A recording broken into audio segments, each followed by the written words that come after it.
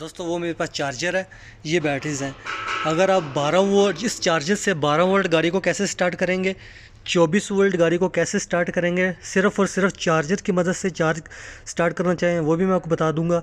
ठीक है। अगर आप सिंगल बैटरी को चार्ज करना चाहें, डबल बैटरी को चार्ज करना चाहें, दो बैटरी को इकट्ठा चार्ज किस तरीके से करना है, तीन बैटरियों को इकट्ठा चार्ज किस तरीके से करना है, चार बैटरियों को चार्ज इकट्ठा किस तरीके से करना है, वो भी इस चार्जर पे मैं आपको बता दूंगा। ठीक है। सिर्फ़ और सिर्फ आपने करना क्या है कि मेरे चैनल को सब्सक्राइब कर लेना। इस चैनल पर आपको ये वीडियोस मिल जाती हैं। ठीक है। अगर आपने मेरे चैनल को सब्सक्राइब कर लिया और व्हाट्सअप नंबर पे भी आप फ्री रब्ता कर सकते हैं। ठीक है। आपने चैनल को सब्सक्राइब किया होगा तो रब्ता फ्री होगा, वरना नहीं होगा। ठीक है।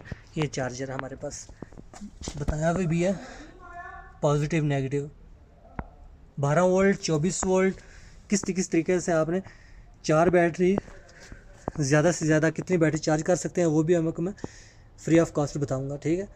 अब अगर आप इलेक्ट्रिशियन बनना चाह रहे हैं तो भी इसी चैनल को सब्सक्राइब कर लें।